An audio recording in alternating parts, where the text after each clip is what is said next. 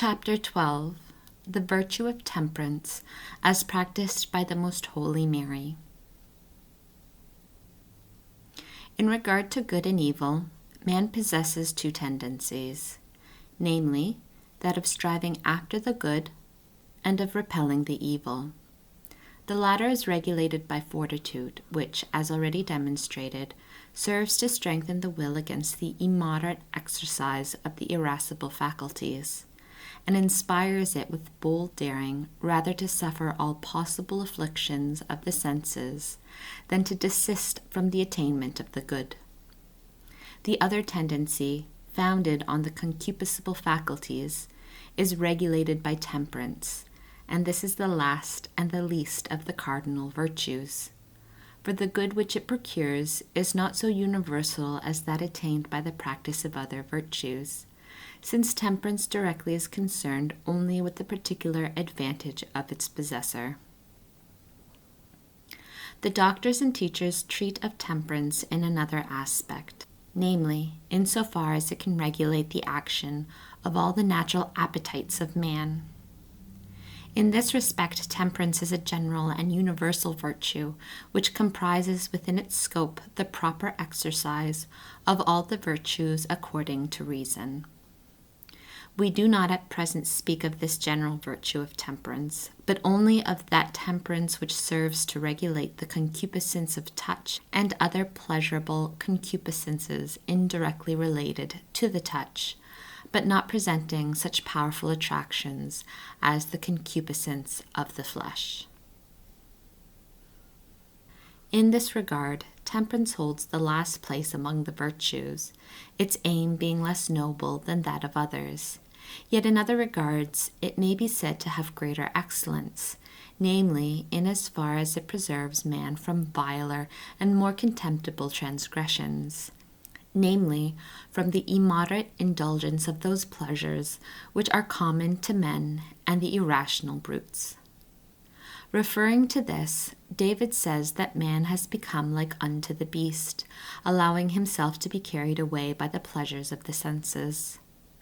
Intemperance is rightly called a puerile vice, for just as a child is not guided by reason but by the spur of fancy, and does not restrain itself, except through fear of chastisement, so also concupiscence cannot otherwise be checked in the indulgence of its desires. From this dishonor and vileness, man is freed by the virtue of temperance, which teaches him to govern himself not by his desires but by reason. Therefore a certain decorous honorableness and comeliness distinguish this virtue, by which the reason is enabled to preserve its rule, although the indomitable passions are hardly ever inclined to listen or yield to it willingly. On the other hand, the subjection of man to beastly pleasures is a great dishonor, degrading him to the position of an irrational animal or an unreasoning child. Temperance includes the two virtues of abstinence and sobriety, the former being opposed to gluttony, and the latter to drunkenness. Abstinence also includes fasting. These virtues take the first place in treating of temperance, for nourishment, being necessary for the preservation of life, is among the principal objects coveted by the appetites. After these follow others which regulate the use of the faculties for reproduction of the species, such as chastity and susceptibility to shame, with their concomitant virginity and continence, opposed to the vices of lust and incontinence and their species. Besides these virtues, which are the principal ones belonging to temperance, there are others that regulate the appetite and the less important desires. Those that regulate the sensations of smell, hearing, and sight may be classed under those referring to the proper use of the sense of touch. But there are still other kinds of virtues which resemble some of the above, though their object is entirely different, such as clemency and meekness, which are set to govern anger and wrath in the administration of punishment, lest they turn into bestial and inhuman cruelty. Then there is modesty, which includes 4 virtues, The first one is humility, which keeps down pride, lest man seek in a disorderly manner his own exaltation and honor before men. The second is studiousness, by which one preserves the proper measure in seeking information, being opposed to vain curiosity. The third is moderation or frugality, by which one avoids superfluous expense and ostentation in regard to clothing and exterior living. The fourth is the restraint of overindulgence in pleasurable entertainment, such as playing, bodily exercise, dancing, jesting, and the like. Although this virtue seems to have no special name, it is of the greatest importance. It goes under the generic name of modesty or temperance. It always seems to me, when I describe the excellence of these and of the other virtues, when applied to the corresponding virtues of the Queen of Heaven, that the terms at my disposal and commonly used in order to describe these virtues in other creatures fall far below the truth. The graces and gifts of the Most Holy Mary were in closer correspondence with those of the divine perfections than all the virtues and the holiness of the saints are with those of the sovereign Queen of virtues. Thence it no doubt happens that whatever we can say of her virtues by using the terms fit for describing the virtues of the saints seems to fall far short of the truth. For the latter, as great as they may have been, existed in persons disordered and subject to imperfections and the distempers of sin. When, therefore, Ecclesiasticus says that we can have no true conception of the excellence of the continent man, what shall we say of the virtue of temperance in the mistress of all virtues, and what of the beauty of that soul which contained the perfection of all virtues? All the domestics of the strong woman were doubly clothed, because all her faculties were clothed in two vestments or perfections of incomparable beauty and strength. The one, that of original justice, which subjected all the appetites to reason and grace. The other, that of the infused habits, which supplied new beauty and strength for the attainment of highest perfection in her works.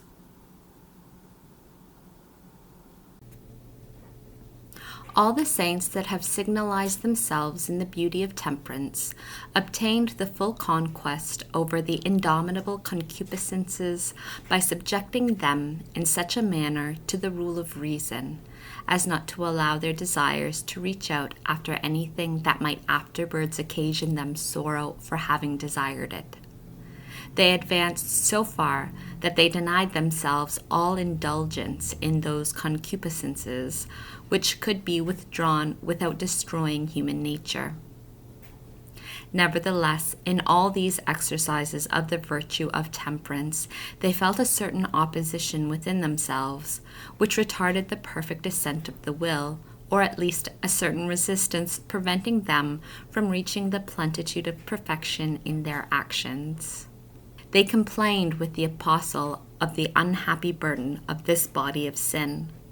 In Most Holy Mary no such dissonance could be traced, for without a murmur of the appetites, and without a shadow of repugnance of the dictates of her will, all her powers acted in such harmony and concert that, like armies marching in well-ordered squadrons, they moved on in heavenly unison.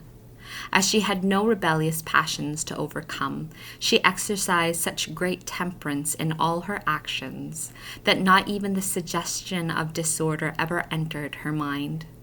On the contrary, her activity so closely imitated the divine operations that they seemed originated and drawn directly from the supreme source, turning toward it as the only rule and ultimate end of all her perfections. The abstinence and sobriety of Most Holy Mary was the admiration of the angels.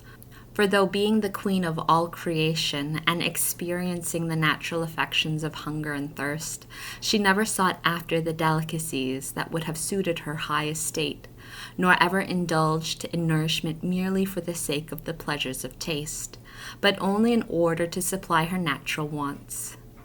Even these she satisfied with such moderation as never to exceed, or ever being capable of exceeding, the exact measure necessary to preserve the radical humors of life. Moreover, she partook of nourishment in such a way as to allow room for hunger and thirst, and so as to make allowance for the effects of grace on the natural process of bodily nourishment.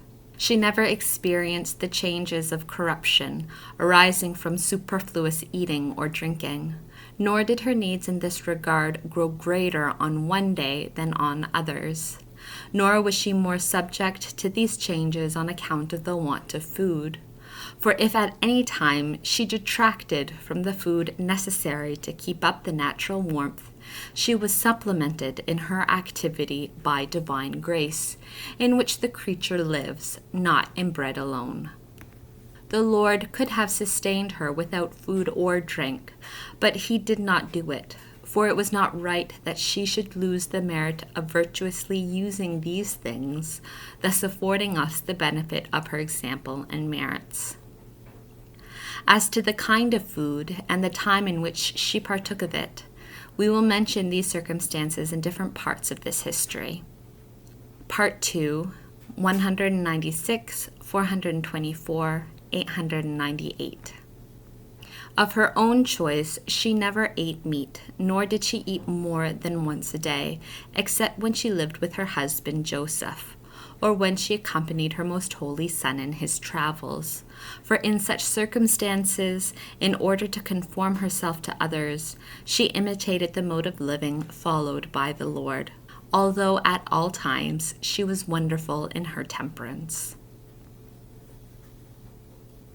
Of the virginal purity and modesty of this Virgin of Virgins, not even the seraphim could speak worthily, for in this virtue, though to them it is so connatural, they were inferior to their queen and mistress. By the privilege and power of the Most High, she was more free from the contrary vice than the angels themselves, who, by their very nature, could not be touched by impurity. Mortals will never in this life be able to form a proper idea of this virtue as it existed in the Queen of Heaven, for we are much weighed down by the earthliness, and the pure and crystalline light of chastity is much obscured in our souls. Our great Queen possessed this virtue in such a degree that she might justly have preferred it even to the dignity of being the Mother of God, if this dignity had not been the very source of her great purity. Measuring this virginal purity of Mary by the esteem in which she held it, and by the dignity to which it raised her, we can partly estimate how great was that virtue in her virginal body and soul. She resolved upon this purity from the moment of her immaculate conception. She vowed it at her nativity, and she guarded it in such a manner that she never offended against it, or against the utmost modesty in any of her actions or movements, nor in any attitude of her body or soul.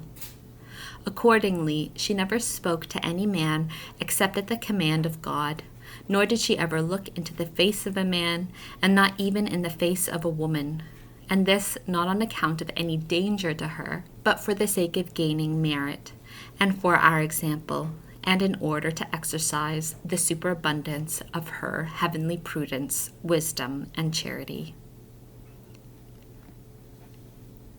Of her clemency and meekness, Solomon says that the law of clemency is on her tongue.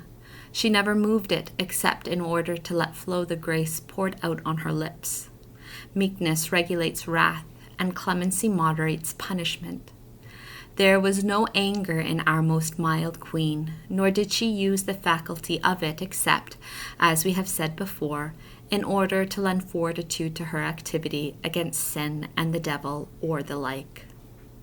But against men and the angels she made no use of anger for the purpose of punishing them, nor was she moved to anger by any event, nor did she ever on any account interrupt her most perfect practice of meekness, preserving inimitable and imperturbable equanimity, both interiorly and exteriorly, nor did she ever show outward signs of inward anger in her countenance, in her voice, or in her movements. Her mildness and clemency the Lord made use of as an instrument peculiarly his own, and through it he wished to scatter all his benefits of his ancient and everlasting mercies. On this account, it was necessary that the clemency of Mary should imitate so closely his own as to make it a fit channel for the overflow of his divine clemency toward the creatures. When we consider attentively and once have understood well the works of the divine mercy towards sinners, and when we see that the most holy Mary was a fit instrument of their distribution and application, we will then partly understand the clemency of this lady. All her corrections were undertaken more by pleading, teaching, and admonishing than by chastisement. She herself besought the Lord, and he ordained that this be her course of action. For this incomparable creature was to be the fountain of clemency and the depository of the law of clemency, of which his majesty should avail himself, and from which mortals should draw this virtue, as well as all the others. To discourse worthily of the other virtues, especially of the humility and of the frugality and of the poverty of most holy Mary, many books and the tongues of angels would be required. Of these ineffable virtues of Mary, this history is replete, for in all the actions of the Queen of Heaven, her incomparable humility shines forth beyond everything else. I fear extremely to understate the greatness of this singular virtue in the Blessed Virgin by trying to encompass in the limited terms at my disposal that ocean of humility which was able to contain and embrace the incomprehensible and the immense himself. All that the angels and the saints themselves could comprehend, and the practice of the virtue of humility cannot equal even the least part of that which our Queen attained therein. Which of the saints or angels could ever merit the title of Mother of God? And who, besides Mary and the Eternal Father, could ever address the incarnate Word as Son? If then she, who in this regard attained to a dignity like that of the Eternal Father, and possessed the graces and gifts befitting such a state, reputed herself as the last of all creatures, and all the rest as her superiors, what fragrance and odor of virtue did this humble spikenard exhale for the delight of God, while she bore in her womb the King of Kings? That the pillars of heaven, the angels, should quake and tremble in the presence of the inaccessible light of the infinite majesty is not to be wondered at, for they had before their eyes the ruin of their companions, while they themselves were confirmed in the advantages and favors common to all. That the most valiant and invincible of the saints should humiliate themselves, embracing contempt and reproach, and acknowledging themselves unworthy of the least favors of grace, and even of the service and succor of the creatures outside themselves, all this was most just and only according to the natural order of things. For all of us have sinned and infringe on the glory of God, and no one is so holy that he cannot increase in sanctity, nor so perfect that some virtue is not wanting in him, nor so innocent that the eyes of God find nothing to reprehend. And if anyone should be so consummate perfection, he nevertheless would still remain within the sphere of the common graces and benefits, since no one is superior to all in all things.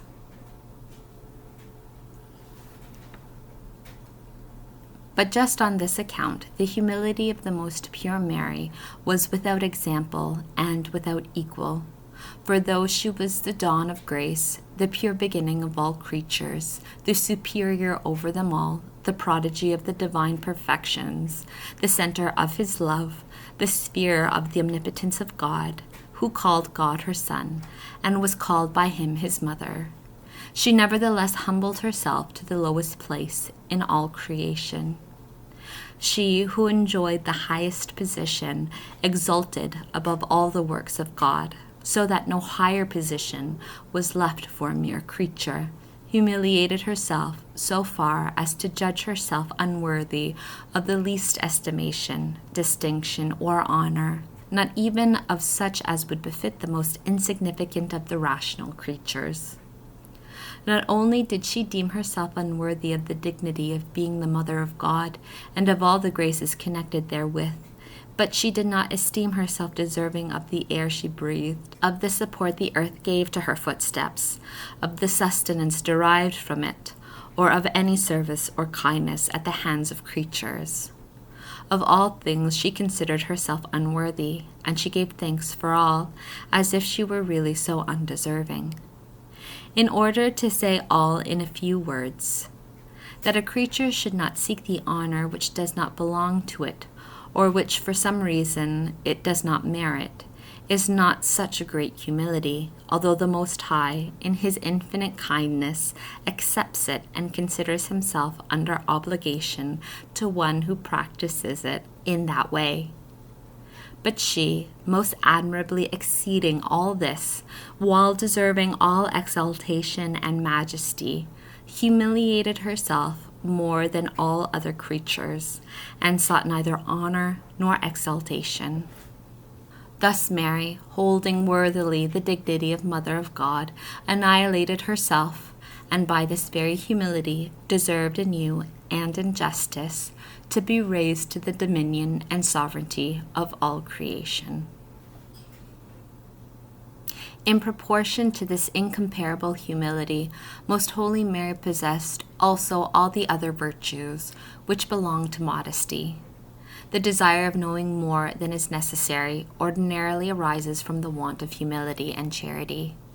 This is a fault not only of no use, but of great hindrance in the advancement of virtue, as happened with Dinah, who, going out to see what was no benefit to her, suffered such great damage to her honor.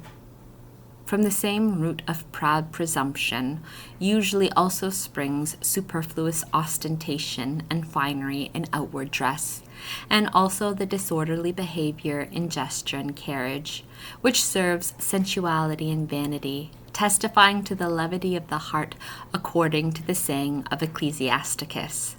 The attire of the body, and the laughter of the teeth, and the gait of the man show what he is. All the virtues opposed to these vices were in Most Holy Mary in their entirety, void of all disinclination or feebleness in the exercise of them.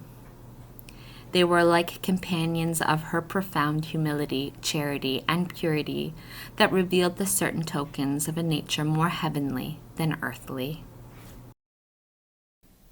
She was most studious without being curious, for though she was replete with a wisdom far above that of the cherubim, she studied and allowed herself to be taught as if ignorant of all things. Whenever she made use of her divine science or sought to learn the will of God, she was so prudent and attended so carefully and exactly to all circumstances that her efforts always wounded the heart of God and drew and inclined him to fulfill her most well-ordered wishes. In poverty and frugality she was most admirable, for being the mistress of all creation and having full right to dispose of it, she yielded all right of possession to the Lord in imitation of her most holy Son, namely, just as the Father gave all things into the hands of the incarnate Word, so the Word put all into the hands of his mother, and she similarly offered all things, as well in desire as in fact, for the glory of her Son and Lord. Of the modesty of her behavior and sweetness of her intercourse, and of all her exterior actions, it is sufficient to repeat what is asserted by the wise man of Athens, Saint Dionysius, that she would have deserved to be looked upon as more than human if faith did not teach that she is a mere creature. Instruction vouchsafed by the Queen of Heaven. My daughter, Thou hast said something of the virtue of temperance and of my practice of it, so far as thou hast understood its dignity and excellence. Yet thou hast omitted much that belongs to a full understanding of the necessity of temperance in human actions. It was a punishment of the first sin that man lost the perfect use of reason, and that the passions should rise in rebellion against him, because he rose up against God in contempt of his most just command. In order to repair this damage, temperance became necessary. By it, man restrains his concupiscences within proper bounds. He perceives the perfect medium in that which is desirable, and he is taught to follow once more the dictates of reason, bringing him near to the divinity and declining to follow his concupiscences like irrational beasts. Without this virtue, it is not possible for man to divest himself of the spoiled human nature, nor to dispose himself for the graces and wisdom of God, for they will not enter into his soul subject to the body of sin. He that knows how to moderate his passions by denying them their immoderate and bestial desires will be able to say and experience in truth what is said of the Canticles, that the King has introduced him into the cellars of his delicious wine and into the treasure house of his wisdom and spiritual gifts. For this virtue is a storehouse of most beautiful and fragrant virtues for the delight of the Almighty. Although of course I wish thee to labor much in acquiring all virtues pertaining to temperance, I desire nevertheless that thou consider especially the beauty and fragrance of chastity, the strength which abstinence and sobriety in eating and drinking will give, the sweet influence of modesty in words and actions, the exalted nobility of poverty in the use of created things. With the help of these virtues, thou wilt attain the divine enlightenment, the peace and tranquility of thy soul, the serenity of thy faculties, the right government of thy inclinations. Thou wilt be entirely illumined with the splendors of the divine graces and gifts. From an animal and sensual way of living, thou wilt be raised to a heavenly intercourse and an angelic life. And that is what I seek in thee, and what thou thyself, by divine assistance, art striving after.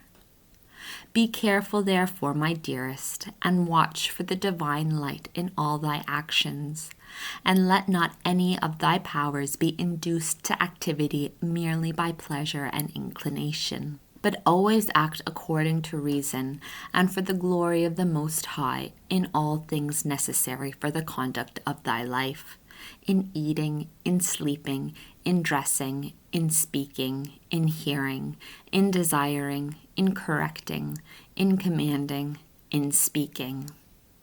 Let all be governed in thee by the light and the pleasure of the Lord God, and not by thy own. And in order that thou mayest so much the more be captivated by the beauty and loveliness of the virtue of temperance, consider the vileness of its contrary vices, and let thyself be deeply impressed, according to the divine light given thee. Consider assiduously how ugly, abominable, horrible, and monstrous the world is in the sight of God and the saints on account of the enormous abominations which men commit against this lovable virtue. Look how some follow like brutes after the horrors of sensuality, how gluttony degrades others, how some follow after pleasures of play and vanity, how others are dominated by pride and presumption, how many are entangled in avarice and the desire of gain, how they all follow the impulse of passions, seeking in this life only pleasure, while in the life to come they pile up for themselves eternal torments and incur the loss of the beatific vision of their God and Lord.